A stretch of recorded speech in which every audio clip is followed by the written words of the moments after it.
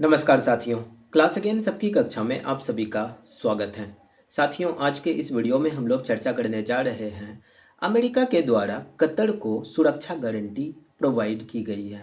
हाल ही में क्या हुआ कि अमेरिका प्रेसिडेंट डोनाल्ड ट्रंप के द्वारा एक एग्जीक्यूटिव ऑर्डर के ऊपर हस्ताक्षर किया गया, जिसमें ये कहा गया कि अगर कतर पर किसी भी तरह का हमला होता है तो अमेरिका उसकी रक्षा करेगा। ये समझौता कुछ उसी प्रकार से है जैसा कि नाटो के आर्टिकल 5 के अंदर लिखा हुआ है। आदेश में यह कहा गया है कि कतर पर हमला अमेरिका की शांति और सुरक्षा के लिए खतरा माना जाएगा। इसमें यह भी जोड़ा गया है कि हमले की स्थिति में अमेरिका सभी तरह के उपाय करने के लिए तैयार रहेगा, चाहे वो राजनयिक हो, आर्थिक हो या फिर जरूरत पड़ने पर सैन्य कार्रवाई ही क्यों न करना पड़े। इसराइल ने 9 सितंबर को दोहा में हमास आतंकियों को निशाना बनाकर हमला किया था, जिसमें 6 लोगों की मौत हुई थी और इसके बाद ट्रंप पर कतर की सुरक्षा का दबाव बढ़ गया था। इसके बाद ट्रंप ने 29 सितंबर को इजरायली प्रधानमंत्री नेतन्याहू से कतर के प्रधानमंत्री शेख मोहम्मद बिन अब्दुल रहमान अल थानी को फ़ोन कराकर माफ़ी भी मंगवाई थी। नेतन्याहू तब ट्रंप से मिलने के लिए व्हाइट हाउस पहुंचे थे और एक दिन बाद व्हाइट हाउस ने इससे जुड़ी तस्वीरें भी जारी करी थी। तो इस तरह से हम लोग देख पा रहे हैं कि किस प्रकार से अमेरिका के राष्ट्रपति डोनाल्ड ट्रंप के हस्तक्षेप की वजह से नेतन्याहू को कतर से माफ़ी मांगनी पड़ रही है। हालांकि कतर को ये जो सुरक्षा गारंटी दी गई है, ये अभी संशय का विषय बना हुआ है कतर के लिए। ऐसा इसलिए क्योंकि सुरक्षा गारंटी के लिए संसद की मंजूरी लेनी पड़ेगी अमेरिका को। तो ट्रंप के कतर को सुरक्षा गारंटी देने की अहमियत को लेकर थोड़ा सवाल उठ रहे हैं। अमेरिका में आमतौर पर किसी भी रक्षा संधि को कानूनी रूप से मान्यता देने के लिए संसद की मंजूरी लेनी जरूरी होती है। हालांकि कई बार राष्ट्रपति खुद ही ऐसा समझौता कर लेते हैं, जैसे कि बराक ओबामा की सरकार ने संसद की मंजूरी के बिना ही 2015 में ईरान के साथ परमाणु समझौता किया था। लेकिन आखिर में सैन्य कार्रवाई करना या ना करना पूरी तरह से राष्ट्रपति के हाथ में होता है। तो इसलिए अभी यह संशय बना हुआ है। कभी कभार क्या होता है कि राष्ट्रपति खुद ही एक ऐसा समझौता कर लेता है जिसके ऊपर संसद की मंजूरी नहीं मिल पाती है। तो कुछ इसी प्रकार का संशय अभी भी बना हुआ है और इसी वजह से ट्रंप के इस आदेश को लेकर के संदेह बना हुआ है, क्योंकि पहले भी उनके कार्यकाल में नाटो जैसे पुराने समझौतों की विश्वसनीयता पर सवाल उठ चुके हैं और ट्रंप के फैसले की अमेरिका में आलोचना भी हुई है। ट्रंप के इस फैसले का बहुत सारे दक्षिणपंथी कार्यकर्ता जो हैं वो लोग इनका आलोचना भी कर रहे हैं और इस तरह का हमें मिला जुला रूप देखने को मिल रहा है। कतर ने ट्रंप के इस फैसले की हालांकि तारीफ की है। ट्रंप के कार्यकारी आदेश पर दस्तखत करने के फैसले के बाद कतर के विदेश मंत्रालय ने इसे दोनों देशों के रक्षा संबंधों को मजबूत करने वाला कदम बताया है और कतर के मशहूर चैनल अल जजीरा ने इसे इजरायली हमले के बाद सुरक्षा की अमेरिकी गारंटी करार दिया है। इससे पहले भी बुधवार को ट्रंप ने कतर के शासक शेख तमीम बिन हमद अल थानी से भी फ़ोन पर बातचीत भी की थी और हालांकि व्हाइट हाउस ने बातचीत की डिटेल जो है वो शेयर नहीं की है। लेकिन कतर ने कहा है कि दोनों नेताओं ने गाजा युद्ध में सीज फायर की कोशिश पर भी चर्चा करी है। सीज फायर की अगर हम लोग बात करें, जो कि यानी कि ये जो गाजा युद्ध चल रहा है, गाजा में अगर सीज फायर की अगर हम लोग बात करें तो इसको लेकर के ट्रंप के द्वारा एक 20 पॉइंट्स प्लान जो है, पीस प्लान जो है वो प्रस्तावित किया गया है। उसको अभी हम लोग थोड़ी देर में देखेंगे, लेकिन आगे बढ़ने से पहले आप लोग इस तस्वीर में देख सकते हैं कि यहाँ पर इसराइल के प्रधानमंत्री नेतन्याहू और अमेरिका के राष्ट्रपति डोनाल्ड ट्रंप बैठे हुए। डोनाल्ड ट्रंप फोन पर बात कर रहे हैं। तो फोन पर किन से बात कर रहे हैं? फोन पर ये कतर के प्रधानमंत्री से बात कर रहे हैं और इसके बाद ये फोन थमा दिया जाता है। इसराइल के प्रधानमंत्री नेतन्याहू को, जो कि इस तरफ बैठा हुआ, पीछे से ये लिया हुआ तस्वीर है। अगर आगे से देखें तो ये कतर के प्रधानमंत्री जो हैं उनसे बातें हो रही हैं इसराइल के प्रधानमंत्री की और इसीलिए नेतन्याहू जो है कतर के प्रधानमंत्री से माफ़ी मांगते हैं। इजरायली प्रधानमंत्री बेंजामिन नेतन्याहू गाजा में सीज फायर पर सहमत हो गए थे और नेतन्याहू ने सोमवार यानी कि 29 सितंबर को रात अमेरिकी राष्ट्रपति डोनाल्ड ट्रंप से वाशिंगटन डीसी में मुलाकात की थी और इसके बाद दोनों नेताओं ने प्रेस कॉन्फ्रेंस कर इसकी जानकारी दी थी। ट्रंप ने सीज फायर के लिए 20 पॉइंट्स का एक प्लान तैयार किया है। इन प्लान्स के ऊपर अभी हम लोग थोड़ी देर में चर्चा करेंगे। ट्रंप ने कहा कि अगर हमास इन प्लान को नहीं मानता है, इस प्लान को अगर हमास नहीं मानता है तो इजराइल के पास उसे खत्म करने का पूरा अधिकार होगा और इसमें अमेरिका उनका साथ देगा। तो ये 20 पॉइंट्स प्लान क्या है उसको हम लोग देखते हैं अभी। और इस पर नेतन्याहू ने कहा है कि ट्रंप के सीज फायर प्लान के जो 20 पॉइंट्स हैं, ट्रंप ने प्रेस कॉन्फ्रेंस में बताया कि इस प्लान में गाजा में युद्ध रोकना, सभी बंधकों को छोड़ाना और गाजा में प्रशासन चलाने के लिए एक अस्थायी बोर्ड बनाने का भी प्रस्ताव इसमें दिया गया है और ट्रंप इस बोर्ड की अध्यक्षता करेंगे और इसमें पूर्व ब्रिटिश प्रधानमंत्री टोनी ब्लेयर भी होंगे। तो ओवरऑल अगर हम लोग देखें तो इजराइल और हमास के बीच सहमति बनी तो गाजा में युद्ध तुरंत खत्म होगा, ये एक प्लान है।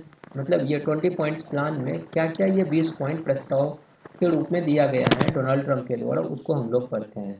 तो पहला ये है कि वहाँ पर हमें यानी कि तुरंत युद्ध को रोकना है। इजराइल और हमास के बीच सहमति अगर बन जाती है तो गाजा में युद्ध तुरंत खत्म होगा और सहमति से इजराइल अपनी सेनाओं को धीरे धीरे गाजा से बाहर निकालेगा।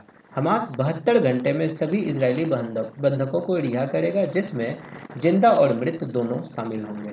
युद्ध खत्म होने पर इजराइल गाजा के उम्र कैद की सजा काट रहे 250 लोगों और अन्य 1700 कैदियों को छोड़ देगा। हर मृत इजरायली कैदी के बदले 15 मृत फिलिस्तीनी कैदियों के शव लौटाए जाएंगे और गाजा से हमास के सारे ठिकाने और हथियार हटाए जाएंगे। हमास और अन्य लड़ाके गाजा की सरकार में हिस्सा नहीं लेंगे। ये काफ़ी इंपॉर्टेंट पॉइंट है। हमास और उनके जो दूसरे लड़ाके हैं वो गाजा की सरकार में हिस्सा नहीं लेंगे और अंतरिम प्रशासन समिति बनाया जाएगा। गाजा के लिए एक अस्थायी तकनीकी समिति बनाई जाएगी जिसमें योग्य लोग शामिल होंगे। शांति बोर्ड भी बनाया जाएगा। इस बोर्ड की अध्यक्षता अमेरिकी राष्ट्रपति ट्रंप करेंगे। इसमें टोनी ब्लेयर जो कि यूनाइटेड किंगडम के पूर्व प्रधानमंत्री हैं वो होंगे और अन्य देशों के नेता भी इसमें शामिल होंगे। इसमें पुनर्निर्माण की भी योजना बताई गई है। बोर्ड गाजा के विकास और सुधार की योजना बनाएगा और उसका खर्च भी उठाएगा। तो ये 20 पॉइंट्स प्लान्स में से और भी कुछ प्लान्स, मतलब ये जो पॉइंट्स हैं कुछ इस प्रकार से हैं कि गाजा को तुरंत पर्याप्त मदद भी दी जाएगी। गाजा में खास व्यापारिक क्षेत्र बनाएंगे जिससे रोजगार बढ़ेगा। किसी को गाजा छोड़ने के लिए मजबूर नहीं किया जाएगा। जो चाहे जा सकता है और जो चाहे लौट सकता है। एक अंतर्राष्ट्रीय सुरक्षा बल गाजा में सुरक्षा बनाए रखेगा। सुरक्षा बल गाजा पुलिस को ट्रेनिंग देंगे और उसे मदद भी करेंगी। इजराइल और मिस्र की सीमाओं पर सुरक्षा मजबूत होगी। युद्ध खत्म होने तक हवाई हमले और गोलीबारी रोकी जाएगी। अंतर्राष्ट्रीय संगठन गाजा में मदद और सुरक्षा की निगरानी करेंगे और इजराइल और फिलिस्तीन के बीच शांति के लिए बातचीत शुरू होगी। इस योजना का मकसद गाजा में अस्थायी शांति, विकास और बेहतर जीवन लाना है। तो इस तरह से ये 20 पॉइंट्स पीस प्लान दिया गया है, प्रस्ताव के रूप में दिया गया है। और ट्रंप का कहना है कि शांति प्रस्ताव मानने के लिए हमास के पास 3 से 4 दिन का वक्त रहेगा।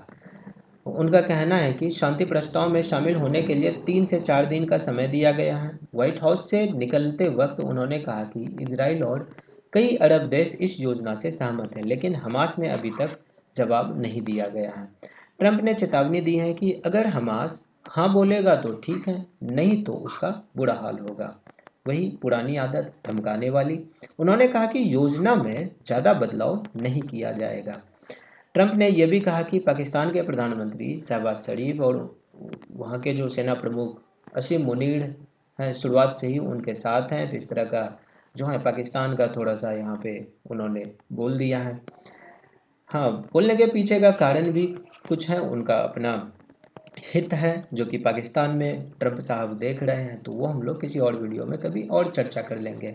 इससे पहले नेतन्याहू ने चेतावनी दी थी कि यह काम आसान या मुश्किल तरीके से होगा, लेकिन इसे पूरा जरूर किया जाएगा। अगर हमास इस प्लान को नहीं मानेगा तो इजराइल खुद ये काम पूरा करेगा। खुद ये काम पूरा यानी कि हमास को ख़त्म करने का काम जो है वो पूरा करेगा। वहीं हमास ने हथियार डालने से इनकार कर दिया है और उसका कहना है कि हमें प्लान का औपचारिक प्रस्ताव अभी तक नहीं मिला है। दूसरी तरफ फिलिस्तीनी सरकार ने ट्रंप के प्लान का स्वागत किया है। तो वहाँ पर भी दो पावर सेंटर हो गए हैं, एक हमास हो गया और दूसरा फिलिस्तीन गवर्नमेंट हो गया है। तो दो पावर सेंटर हो गए हैं जिस वजह से स्थिति थोड़ा सा नाजुक बनी हुई है। और अब तक हम लोग देखें तो डेटा के अनुसार लगभग 66,000 लोगों की मृत्यु हो चुकी है फिलिस्तीन में। ट्रंप और नेतन्याहू ने प्रेस कॉन्फ्रेंस में रिपोर्टर्स के सवाल का सही सही से जवाब नहीं दिया। अभी दस्तावेज साइन होने और सब कुछ तय होने तक सवाल लेना ठीक नहीं होगा, तो इस तरह से उन्होंने रिपोर्टर के सवाल को नकार दिया। तो ट्रंप ने नेतन्याहू से पूछा कि क्या वे कुछ इजरायली पत्रकार से सवाल लेना चाहेंगे। इस पर नेतन्याहू ने कहा कि मैं आपके फैसले पर भरोसा करता हूं। तो इसके बाद रिपोर्टर्स सवाल पूछने लगे, लेकिन दोनों नेताओं ने हाथ मिलाया और वहां से चल दिए। और इस तरह से हम लोग देखते हैं कि कतर अमेरिका का जो कि मित्र देश है, अमेरिका उसे हथियार देता है और उसकी सुरक्षा का वादा भी करता है। बदले में कतर अमेरिका को अरबों का निवेश देता है। इसी साल मई में कतर ने अमेरिकी राष्ट्रपति ट्रंप को 3400 करोड़ रुपये का लग्जरी प्लेन गिफ्ट किया था। और ऐसे में कतर पर हमला ट्रंप की असफलता माना गया और यही वजह है कि ट्रंप ने नेतन्याहू पर जोर देकर उनसे माफ़ी मंगवाई। हालांकि यह पहली बार नहीं है जब इसराइल को अपनी आक्रामक नीतियों की वजह से मुस्लिम देशों से माफ़ी मांगनी पड़ी है। इससे पहले भी नेतन्याहू जॉर्डन, तुर्की से माफ़ी मांग चुके हैं। तो इस तरह से ये जो है 20 पॉइंट्स प्लान हुआ जो कि ट्रंप के द्वारा प्रस्ताव के रूप में रखा गया है। और ये भी बताया गया है कि अगर हमास इन 20 पॉइंट्स प्लान को मानता है तो ठीक है, नहीं तो उनका भी सफाया कर दिया जाएगा। और इसके ऊपर दुनिया के जो अन्य लीडर्स हैं उनका भी जो है प्रक्रिया आया है, यानी कि रिएक्शंस आया है, तो प्रतिक्रिया आया है। अच्छा, तो इस तरह से जो ये 20 पॉइंट्स प्लान प्रस्ताव के रूप में पेश किया गया है, तो इसके ऊपर दुनिया भर के लीडर्स का प्रतिक्रिया आया है, उनका रिएक्शंस आया है। इसमें हमारे देश के प्रधानमंत्री मोदी का भी जो है एक्स के ऊपर एक पोस्ट आया और कहा गया कि ये प्लान फिलिस्तीनी और इजरायली लोगों के साथ ही पूरे पश्चिम एशियाई क्षेत्र के लिए शांति, सुरक्षा और विकास का रास्ता देगा। यानी कि भारत ने इस प्लान का स्वागत किया है। मोदी ने उम्मीद जताई, यानी कि भारत ने उम्मीद जताया है कि सभी ट्रंप की पहल का समर्थन करेंगे और संघर्ष को खत्म कर शांति सुनिश्चित करने के प्रयास का समर्थन करेंगे। और इसके अलावा जो है बाकी अन्य देश भी इनके यानी कि इस प्लान के सपोर्ट में आए हैं, जिसमें से मिस्र हो गया, इंडोनेशिया, जॉर्डन। जब पाकिस्तान के केस के ऊपर अभी हम लोग बात करेंगे। हालांकि हुआ क्या है कि पाकिस्तान के जो प्रधानमंत्री हैं उन्होंने इस प्लान का स्वागत किया है। I welcome president Trump 20 point plan to ensure an end of war in Gaza. तो 29 सितंबर को गाजा जंग को खत्म करने के लिए 20 पॉइंट प्लान पेश किया गया था और पाकिस्तान के प्रधानमंत्री शहबाज शरीफ ने एक्स के ऊपर पोस्ट किया था। तो ये आप लोग उनके पोस्ट को देख सकते हैं, बाकी वीडियो को पॉज करके आप लोग इनको पढ़ भी सकते हैं।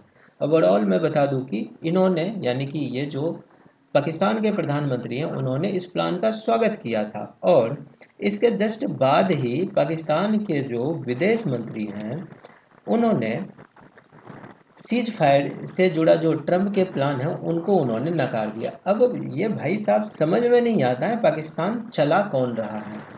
पाकिस्तान के प्रधानमंत्री चला रहे हैं, उनकी सेना चला रहे हैं, या फिर कोई आतंकी संगठन चला रहा है।